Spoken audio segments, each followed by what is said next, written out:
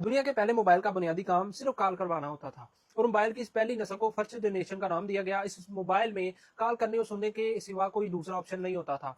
फिर जब मोबाइल में मैसेज भेजने का ऑप्शन शामिल हुआ तो उसे सेकंड जनरेशन का नाम दिया गया। उसके बाद जब मोबाइल के जरिए तस्वीर भेजने की सलाहियत हासिल कर ली गई तो इस दौर के मोबाइल्स को थर्ड जनरेशन का नाम दिया गया, यानी 3G का नाम दिया गया। और जब इंटरनेट के जरिए वीडियोस और फिल्में भेजने की सलाहियत मुमकिन हुई तो इस दौर के मोबाइल्स को फोर्थ जनरेशन का नाम दिया गया। अब जब मोबाइल्स की दुनिया फिफ्थ जनरेशन की तरफ बढ़ रही है तो दुनिया की तकरीबन हर चीज मोबाइल में मुंतकिल होती जा रही है। आज शायद ही कोई ऐसा काम हो जो मोबाइल के जरिए ना किया जा रहा हो। मगर हैरत है कि इतनी तरक्की करने और इतने मराहल तय करने के बावजूद मोबाइल आज भी अपना बुनियादी काम करना नहीं भूला। आप कोई गेम खेल रहे हो, मूवी देख रहे हो, इंटरनेट सर्च कर रहे हो या वीडियोस बना रहे हो, गर्ज मोबाइल पर एक वक्त में आप कई काम कर रहे हो। जैसे ही कॉल आती है मोबाइल फौरन सब कुछ रोक कर आपको बताता है कॉल आ रही है, आइए सुन लें। वो अपने असल और बुनियादी काम की खातिर बाकी सब काम एकदम रोक देता है।